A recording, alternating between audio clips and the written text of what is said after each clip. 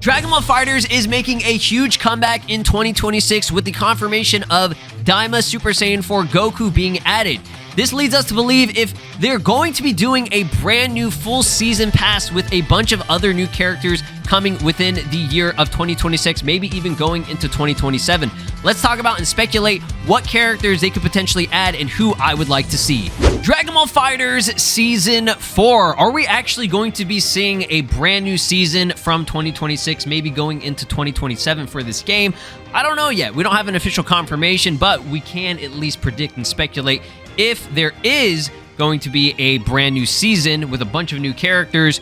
Who would they select? And I personally believe they will do more than just the Daima Super Saiyan 4 Goku. I think it's kind of weird if they would just release this and then just kind of be done with the game. You know what I'm saying? Like, I understand that these characters take a very long time to create, and there's a lot of work and effort being put in time, obviously. And right now, Arc System Works is really focusing on the Marvel Tokon Fighting Souls game. So I don't know, I'm just really surprised that they're even coming back with the game. I thought eventually they would return, maybe with a sequel or whatever, but they're going to be doing brand new DLC, at least for spring of 2026. This is when Daima Super Saiyan 4 Goku is releasing, right? There was a really big balance update and patch in October last month, October 12th. So they seem to still want to be updating the game, changing things, patching things. They took a lot of feedback. They said that they would follow up with another update for the game later on. Don't know when that's going to happen or if it already did happen. I haven't really been, following too much of Fighters other than the DLC, over anything, right? So spring of 2026 will be Daima Super Saiyan 4 Goku. We kind of have a good idea of what he will actually play like and what he'll be like. And I feel like it is a good choice to go for the Daima Super Saiyan 4 instead of GT, just because there is fresh new material, and this is the most recent new form in the world of Dragon Ball, other than Super Saiyan 3 Vegeta, right? So it makes sense for them to kind of do this. I thought Beast Gohan would have been the character that they would have went for first, but I totally understand why they're doing him, just because, like I said, Daima is the hottest thing right now until we see whatever's going to be revealed at the January event, which that's going to be in, about a month from now, like less than 2 months from now. That's crazy how fast time flies. But let's talk about my hopes, my predictions, my wish list for a Fighters Pass Season 4. Now, I just put this together. This isn't official or anything. Like I said, we are confirmed to be getting Super Saiyan 4 Daima Goku as the only character so far. Again, I think it would be really stupid and dumb if they didn't capitalize on the hype of this game with how popular it is, selling over 10 million copies, right? Alongside Xenoverse 2. These are the two best-selling Dragon Ball games, even over Sparking Zero right now, right?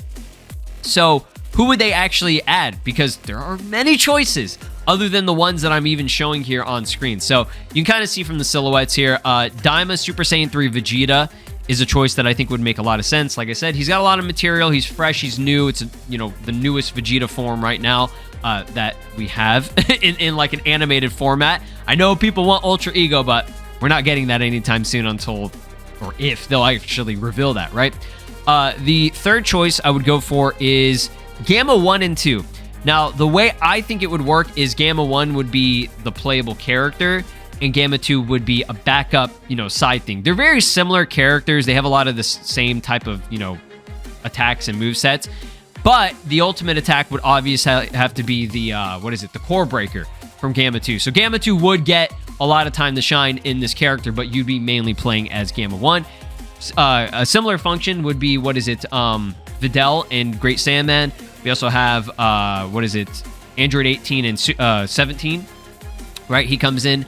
And I know 17 is another separate playable character, but that's a different version of him. That's the MVP DBS version. Another character is Goku Black. He's got Zamasu who comes in for techniques and stuff as well. So there are characters out there in the game currently right now that, utilize this duo feature. Not necessarily a tag out. They could do that, right? They could absolutely do that. Like I said, they have very similar attacks and animations, but I feel like Gamma 2 has more unique stuff, so that's why he would kind of have to be, put into the ultimate attack and maybe some of the other attacks, right? I personally think that would make the most sense, but you guys can disagree. I think the Gammas are a really, really cool, brand new addition to the Dragon Ball series, and, a lot of the games have done them very well, and I think fighters could get creative with it, and it'd just be something different, because this list that I have is a lot of Saiyans, right? We have a Goku, a Vegeta, right? And then obviously you're seeing Beast Gohan there. Choice number 4 would be Orange Piccolo. I don't even have to say why, just because he is the newest, form for Piccolo, right? He's the hype shit, right? There's so much material that he could use from the movie that a lot of the other games have already adapted. There's a lot of stuff there for him. So, maybe have his giant form as, part of his ultimate. That'd be kind of cool, right? And then, of course, the final choice would be Beast Gohan. Now, I'm putting these in order from how I think that they would release, if we're even, going to see a new season pass. And again, these are just characters that I personally want to see, and I feel like would be hype enough and work well enough. I know the Gammas aren't like super hardcore fan favorites. They are popular, right? But you got to have some variety with characters. Like, last pass we had Master Roshi, which is a cool character, a character that worked pretty well in the game and was unique and different, right? But he didn't necessarily like push for sales, right? He wasn't like the selling point. Obviously, like Kefla, Ultra Instinct Goku, Baby Vegeta, and then obviously Super Saiyan 4 Gogeta. Like, they're gonna have a lot of the hype, fan favorites. So it makes sense to at least have one character in between. I feel like the middle character is kind of the one where it's like, okay, we'll have something in between, and then like, we'll start off with the hype ones, and then we'll end off with the hype ones, right? But we gotta have something in between that's kind of like, popular, but not enough to really, push for the sales of the DLC, right? Just something, I don't want to say filler necessarily, but, it's just something in between that could at least get some variety and have something fresh, right? Because we don't want, I personally wouldn't mind having all the Saiyans and, all the hype characters all the time, but, you got to have something in between, right? So yeah, Beast Gohan, like I said, he should have been, in my opinion, the #1 choice to add. Probably should have been the first character, right? And then maybe do Daima Super Saiyan 4 last, but I understand why they did that. I think he's hype enough to have as like the final character, kind of like a Super Saiyan 4 Gogeta, right? But y'all let me know down in the comments what you think. So for Daima Super Saiyan 4 Goku, just kind of break down a couple of the things in terms of the hype stuff. We know what his intro would probably be like. It'd be that pose, right, that he does where he's got like the arm in the front right after he transforms. Or it could be, Super Saiyan 3 Daima into the Super Saiyan 4 transformation, the iconic, one more bonus. This is to go further beyond thing. They've done it with Ultra Instinct Sign Goku that transforms, right? So they could do it like that. Beast Gohan is kind of like a similar thing, which we'll get into, afterwards here.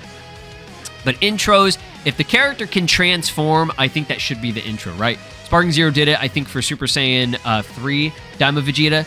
So they could do it like that. It makes the most sense. These characters don't really transform. They're standalone by themselves. So if there is a form right before it, or if they're going from like base to whatever, the playable character is, it would make sense to have that as the intro, right?